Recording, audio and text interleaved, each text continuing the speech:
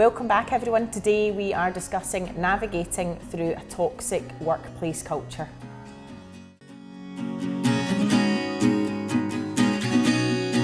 The topic for today is toxic culture. Always a bit of a dodgy one, I suspect. Always a challenging phone call when you get that one. Absolutely. But obviously it has a massive impact on companies, and small companies will take it quite, every company takes it bad, but obviously if you've got a small company, then one person or one issue can really build and build and build, can it? So yeah, I guess let's start with, what creates that toxic culture? What is the issue? Where does it start? Good question. Where does it start? Is it at the core? Is it a bad hire? Is it the leaders? Well, it could be anywhere. Yeah. The important thing is, no matter where it is, it's to identify it and not be in denial, maybe. Yeah. Everything's okay, everything's okay. The question would be, is everything okay? Yeah. Have you asked? Yeah. Do you know before? Sometimes a business might not know before it's really at the end. Yeah. It's ready to blow. But actually it's nice to know what's happening as you go along as well. But it could be anywhere in the business. Is that, the examples you've seen of that, is that generally what's happened, is that there's not been people at the top listening, or there's not been, even if it's managers or senior leaders have not been listening to the company, or it's just something that's an undercurrent of something that's just happening and it just bubbled under from nowhere, essentially? It could be, and the biggest problem is actually maybe not, first of all, knowing, but what do we do about it? Yeah. Like, what do we do? And people just maybe need some help to decide what's best to do without. Some people might think if they go in with a big stick, then it's going to create further issues, and the toxic is going to go from bad to worse. But actually there could be lots of things that you could be doing to try and fix it, alleviate it. Got to remember as well, culture is so important. A lot of businesses spend a lot of time trying to get that certain their mojo, as we call it, their mojo in place. Oh, their mojo, mojo, and then imagine the company's mojo, and then imagine you bring someone on that you've interviewed, but you've seen them for an hour, you've spoken to them, they've given you all the right kind of feeling about them, and then they come in and actually the mojo is going because of this one person whose their mojo doesn't quite fit the company's mojo. So we need to be very, very careful of that. And the more that we can do to express, it's hard though. Like culture, how do you put into words what the company culture is? Yeah, I mean that's the challenge. It shouldn't just be the market. No, it should be the whole team. Absolutely. I think that's the essence, isn't it? But I mean, how do you convey that, and how do you put it across? Obviously, the communications comes from marketing, but it's not something that marketing should ever dream up. It's something that the whole business should pull together, isn't it? Yeah, absolutely. It needs to be out there, and it needs to be discussed from the onset, because some people might not kind of strive in that particular environment either, or they might not agree with some of the mission, vision, values, all of the soft stuff that really needs to be shouted about at the moment. So I guess it's a difficult one, but the biggest thing is how, when you're in it, admitting that you're in it, finding the root of the problem, and then trying to maybe get an expert or a consultant or someone to come in and help you get out of that, because you might not be able to get out because you're so far in. You're in it, So what are the disadvantages? Obviously, it's clear there are disadvantages, but kind of talk us through what they might be, because obviously if you've got that toxic apple, it's not just one person affecting the guy who sits next to them or the person who sits on the other desk. It has an impact on the whole business, doesn't it? So what are some of the disadvantages you get from that? Absolutely, it's everybody from the outside in as well, so it's not just internal. It could be with the likes of, if we talk about Brewdog, very well known in terms of, was described as a toxic culture. Those maybe that were maybe particularly applying for a job where they maybe having second thoughts about it, like nothing was founded of course, but all the hype about it all, were they thinking, actually do I want to work for? So reputational damage, and being able to attract the best people to work for you, the whole productivity and the negging everybody else out, and people just not wanting to come to work really, because he's a nightmare, he's so negative, he doesn't want to be here, he's bringing the rest of us down here. To actually want, I can't be bothered going into work today and sitting listening to him, isn't it? So it's a whole, oh my God, this guy is draining the life out of us all, he's draining the soul out of me, I'm trying to keep it as upbeat as possible. And then that linked to more people going off work, obviously sick. It might, in the extreme, lead to mental health issues. For the individual concerned as well, maybe they're coming across as toxic, maybe they're not being listened to. Maybe they're inside, they're burning with ideas, they're burning with suggestions, they're frustrated because nobody's listening. And maybe it's the flip side of the passion showing, because they're frustrated. So although the person is described as toxic, are they toxic? Are they passionate about what they're doing and they're maybe not being listened to? That's interesting, actually, because there's always two sides to every story, isn't it? And it's not always the case that, like you say, they're going in with a negative purpose, or they're going in to specifically cause problems. Could just be massive frustration, and I think that frustration, wrong business decisions in their eyes being made, silly business decisions being made in their eyes, and they're thinking, God, what's going on here? So then they're coming across overly negative. But that's just one side of the toxic, isn't there? There could be that individual that's absolute trouble. Yeah, and I guess all those things will link to productivity, don't they? I mean, that's the essence of a business. And, you know, if your team are coming in and they're busy thinking about having an argument with this person, or even working from home and thinking, well, I don't want to pick up the phone and call that guy or that person or that. Because I don't even want to have a conversation with him today, because I'm going to come off and I'm going to feel like, God, get me out here. But in essence, if that's your boss or if that's your colleague and you really need that information, you know, you're then holding the whole business up because you don't want to have that conversation. So that, I mean, productivity just takes a dive, doesn't it? Yeah, absolutely. And you'll see that as there are particular things going on in a business, or different items, a redundancy process, for example. People are feeling low, so then productivity will ultimately be lower. It's the same kind of situation, but it's getting to the root of the problem. Sometimes people just have a feeling. Yeah. And that's okay, they have a feeling, but then we, as Beyond HR, might go in to find out what that feeling is and where, and try and get to the root of that problem.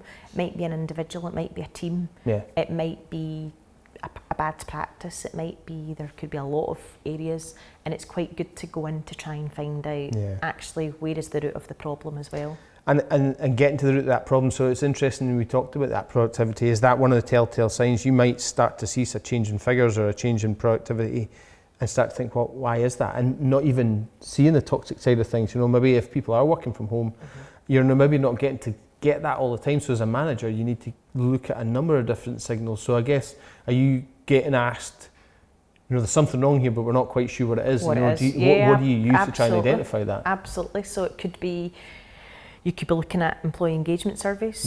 Completely, or first of all, I want to know, has there been any complaints recently? Is there an increase in grievances? Is there things happening? Is there people chatting my door more to kind of offload about people's behaviours, etc. Or if none of that's been happening, but you just have a feeling, then it might be a survey to see actually what's happening, and those questions, the power in the questions that you're asking for what's coming back, and that could lead to focus groups to then identifying the actual issue, which is great. And if it's anonymous, then people are more likely, and they can sit at home and do it online. They might be more open than maybe chapping someone's door and coming in and being seen as a snitch or whatever else it might be. So an employee engagement survey, 360 feedback as well for line managers. There might be line managers' behaviour. Could be. They might not be they might be focusing too much on productivity and not on the person. So they're really toxic in terms of they're only thinking of the one thing, and the human element is completely gone, and that might be creating some kind of toxic problem. And if it's 360 feedback, it's the feedback not just from the one person, it's from the full circle, above, below, and to the sides, their peers. So they maybe have to listen up a wee bit more, because it's not just one person saying the feedback, it's a collective group. As well. So there's lots of different tools and surveys, even things like, you've seen these wee emojis, how's your day been? Angry, sad, frustrated, whatever, and actually gauging that to see, or how's your week been? Every day might be a bit too much for some businesses, but it could be how's your week been, and from there trying to delve into the detail. Yeah, because we've seen tools like that. I know that, like, I think Trickle maybe have that opportunity. You can do that. You can send out to people and say, you know, how should, because I think, you know, some businesses we've worked with, I think, feel like every day's too much. Every month's maybe just not enough. So you just need that fine balance, don't you, of just trying to work out how people are feeling, how their week's going, because it could be anything. I mean, it could just be you have a bad day, you know, the kids are playing up, or it could be that the bus didn't turn up, or whatever it is. It might be absolutely nothing to do with work, but your behaviours are displaying in work. And you're toxic. But presumably that's quite a strong word to use, isn't it? You're just toxic. You'd want to avoid that, but that's it, isn't it? I mean, any of these things could trigger it, but I guess what we're probably looking at is longer term behaviours, really, isn't it? It's because you're right. I think everybody is accepting of the fact that you can have a bad day. Everybody has bad days, but it's how you behave in the longer term, and then what impact that has on your team, or what impact that's having on the rest of the organisation. So I suppose you're looking for those longer term trends, which and is has where it been your a build 360. up as well, like you said? Yeah. It doesn't just go from amazing or really good culture to all of a sudden toxic. Toxic is a really strong word, isn't it? Toxic is, so hard. Does it go from good to bad to poor to top? Where is their journey been as well? So it would be nice to know kind of what's happening to lead to, because toxic, if you're in the newspaper and you're known as a toxic workplace, that's like, there's nowhere else to go from that. Coming back from that, well, no, there is coming back from it, but it's hard. Coming back, but it's hard because you're out there as a toxic workplace. Yeah. And it's a really good point you make, actually, is if you're a toxic workplace, then you're a long way down the line. And I guess that's where regular monitoring can help you deal with it as it starts to get a wee bit poorer, or it starts to get, just earlier on. Don't wait till it's toxic. Early intervention, lots of communication, finding out, knowing your team as well, to know when someone's having different behaviours, displaying different behaviours, and what is the reason for that. It's not because they don't like the job anymore, but maybe, like you said, they've got other stuff going on, or maybe they're an absolute nightmare. And they're now, maybe there's a lot of pressure on them. Well, that's the thing. I mean, pressure, we're all under pressure. People are under pressure to perform, and I think that was the case during the pandemic. People were really feeling under pressure, because they wanted to keep their job, and now we're through that, but people still feel pressure, and I think people deal with it in different ways, and I suppose it's being mindful of that. So then, thinking about how to deal with that. Is there legal implications in this in terms of how you deal with it and how you go about addressing these situations? Yeah, there could be, because it could be really serious allegations. It could be bullying, harassment. It could be discrimination claims. It could be anything as well. And a lot of managers as well is what is their style, and do they actually maybe need some help and support, because maybe they're not getting the best out of their team, but maybe that's been their style that's worked elsewhere. But now in a new industry and maybe a new environment, it's displayed as toxic. But actually maybe that's how they got the best results out of their team, and everyone was okay before, but actually here, this isn't really our style. So it's a lot of identifying and coaching managers through. And being firm and frank with them as well, like letting them know that the behaviours is slightly different to how we would kind of operate as a business. But it could be pressure related, it could just be people's style. Well, I was going to say that. Do you think there's a generational thing there? Because obviously, new generation of people coming into the workplace, and I think it's well documented that the old style of, carrot or stick, and more often it was the stick. Absolutely, command, control, all the you say, I say, you do. It doesn't really work anymore, does it? For a whole host of industries. I mean, I appreciate there's some industries that still have that, but in general, it's just not going to work now. So is that the case that when we've seen a bit of a generation where people are more likely to say, well, no, I'm not putting up with that, whereas previously they might have gone, it might feel a bit toxic, but I appreciate this is part of my initiation, or part of my, my... Definitely over the last few months and years, we've definitely seen an increase in grievances for whatever reason, maybe against line managers, but people do not take maybe what they, for whatever reason, lots of thoughts out there, but they don't maybe take behaviours that they previously would have. Previous generations. And there's probably maybe an expectation more would see this term kind of a manager being emotionally available now. This is a new kind of emotionally available term. So just not treating the person as Ewan, like actually knowing, understanding them, having that bit of empathy. And toxic might be that you've got none of that. That you just want to get the job done, and Ewan going to go do that command control, which is starting to go, it's more a different way. And that's, I suppose that comes down to training. I guess we'll come on to how to deal with it, but I just looking at a couple of these signs then to help people understand where the toxic culture is coming from. So there's a few suggested signs of a toxic workplace. So things like frequent conflicts and arguments. Is that the case? Is that you start to notice a few of these coming into the workplace? Yeah, absolutely. It's a nightmare when they're happening in front of customers and clients, but people just can't help themselves if something's going on, and they're bashing heads all the time. Absolutely. And is lack of communication it's obviously a problem that can be at the root of sometimes the toxic it could culture? Be. There could be loads of the reasons, isn't there? But it could be a lack of communication. Maybe that knowledge is power for some managers is still I mean, that's knowledge is power is not anything that we would be in a business kind of the more you share, the more we're going to all gain here. We'll all gain, yeah. But that could be a toxic trait as well in terms of just creates that communication, division. sharing ideas. Yeah. That could all be displayed as selfish behaviour that could in turn then lead to that toxic environment as well. And I guess the lack of work-life balance can have an impact on people as well, and they really knock on. You know, if that always on, isn't it? Oh yeah, if you're always expected to be at the end of a phone or communicating with somebody or emailing, if they're emailing at the time that suits them and it doesn't suit you. Oh, it's so difficult now, isn't it? Yeah. Absolutely, because always on. Oh, it's a difficult one, but maybe where there's an expectation that you should always be on, that could also be classified as a toxic, rather than could be harassment. Oh, Ewan messaged at 10 o'clock at night, but actually during the day nipped to get the kids for 10 minutes, so that's why he's messaging, and he's not expecting me to read that message right now. It's not urgent, it's for the morning, but that's it's maybe better that you get it off your chest at that time of night rather than the next day. But someone maybe that's a manager that's constantly expecting you to be always on.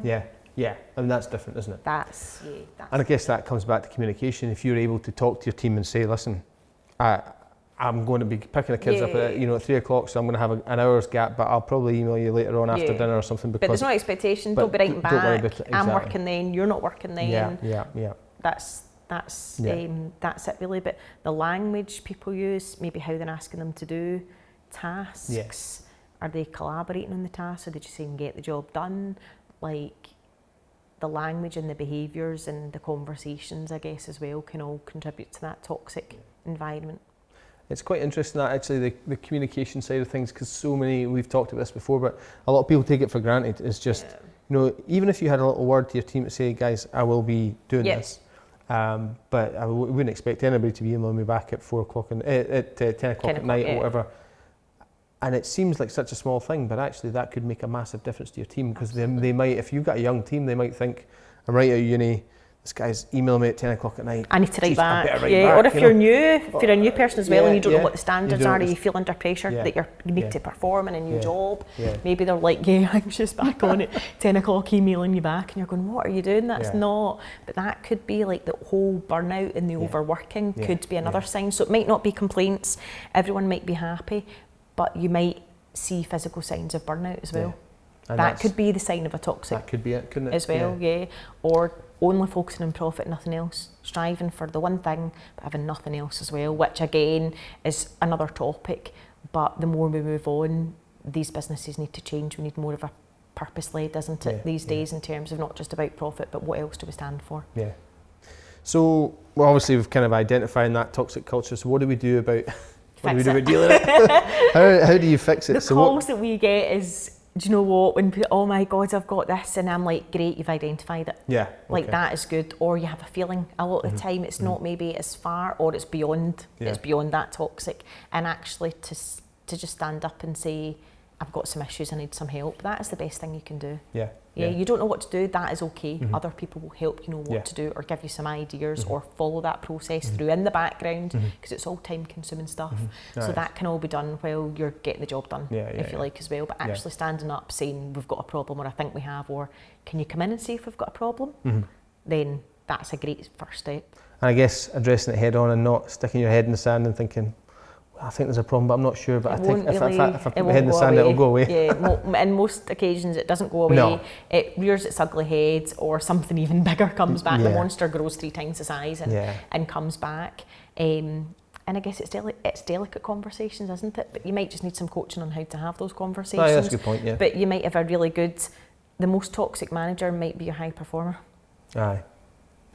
Or your toxic employee, they might be, so then you don't want to rattle the cage, because he's doing really good and he's doing really good stuff.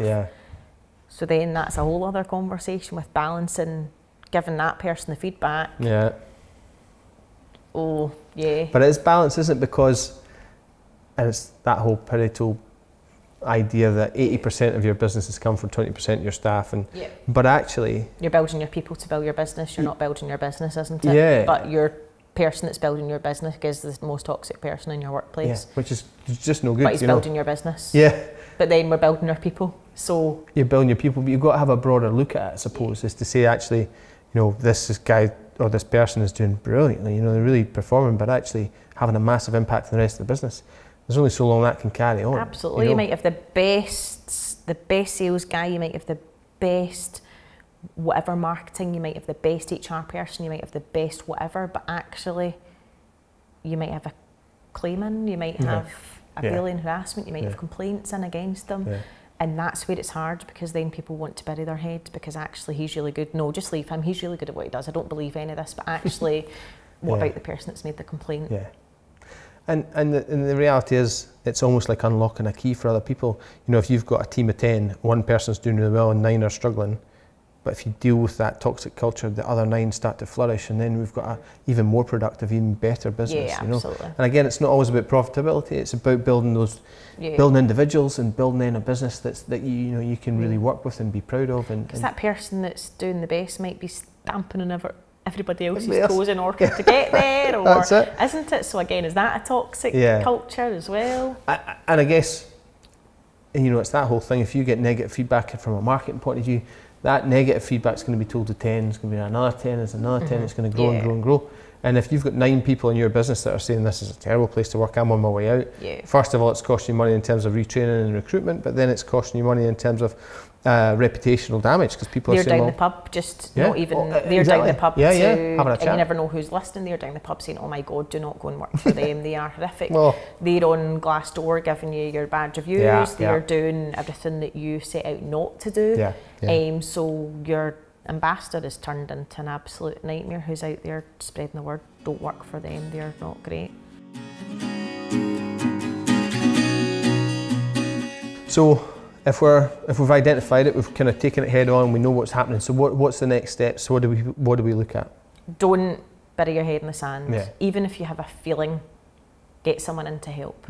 And let's explore and let's see what's going on. Make sure that your recruitment process is absolutely robust. So if you are looking not just at the interview but all the behavioural stuff as well, are they going to be the right person that fits behaviourally as well? If you're strong in terms of your business and your culture, what are you doing at the recruitment process to drive that as well? Yeah, good point actually. So personality profile and everything that you might have to think about as well. Third takeaway is just be aware of the legal implications if you don't deal with it correctly. So knowing what to do, and you're not maybe going to know what to do, but just get someone in that can talk you through that process, whether that's a bullying harassment or whether it's a discrimination or whether it's a standard grievance. Make sure that you do follow the process through, because there could be costly implications plus reputational damage and everything else. Thank you for your top 3 tips, but I guess it's a massive area, isn't it? And there's so much to think about. I mean, we didn't really talk too much about the breakdown of different leadership styles that can cause this. If you've got a micromanager, you've got a dictatorial leadership, set up. There's lots in that. So I suppose there's lots to talk about, as well as, if you've got communication and it creates different silos, or it's, there's a lot there. So there's other things we can discuss. A full day's worth. A full day's worth. I know. I didn't. We might bore the listeners for a full day's worth, but you're right. There's lots to kind of cram in, isn't there? But we didn't get to. But the micromanagement would be quite a common one, to be honest. Well, I think that's the thing. We'll look at a range of these different topics. So if there's any feedback from any of our listeners, then please get in touch and we'll address any of these topics. But thank you very much. Thank you.